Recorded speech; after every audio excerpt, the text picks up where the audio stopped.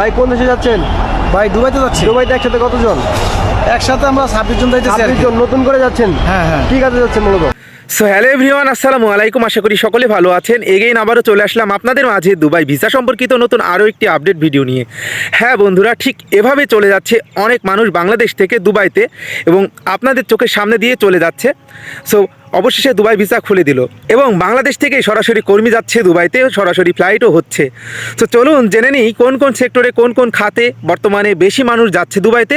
So আজকের ভিডিওটি অত্যন্ত গুরুত্বপূর্ণ হতে চলেছে, বিশেষ করে যারা বাংলাদেশে বসে আছে, অনেকে পাসপোর্ট করে বসে আছে, যারা চিন্তা ভাবনা করছে বর্তমানে কোনো একটা কান্ট্রির জন্য পাসপোর্ট জমা করব, তাদের জন্য ভিডিওটি অত্যন্ত গুরুত্বপূর্ণ হতে চলেছে। সো যেটা বলছিলাম যে দুবাই ভিসায় বর্তমানে আপনারা সকলে জানেন যে বর্তমানে দুবাই ভিসার যে সিচুয়েশন চলছে ইনসাইড আউটসাইড টোটাল ক্ষেত্রে। সো একটা আপডেটও আপনাদের ইতিমধ্যে আমি দিয়েছিলাম। এখন যে আপডেটটা পেলাম যে দুবাইতে কিন্তু বেশ কয়েকটা কোম্পানি কিন্তু নিয়োগ দিচ্ছিল। এর মধ্যে উল্লেখযোগ্য, আপনারা সকলে জানেন, বেশ নাম করা একটি কোম্পানি, সেটা হচ্ছে ট্রান্সগার্ড গ্রুপ এলএলসি। এই ট্রান্সগার্ড কোম্পানিতে কিন্তু ব্যাপক হারে কিন্তু কর্মী নিচ্ছে, এবং ডেলিগেট বর্তমানে কিন্তু হচ্ছে না, কিন্তু বেশ কিছুদিন আগেও কিন্তু ডেলিগেট হচ্ছিল, এবং বিশেষ করে বাংলাদেশ থেকে অনেক কর্মী গিয়েছে।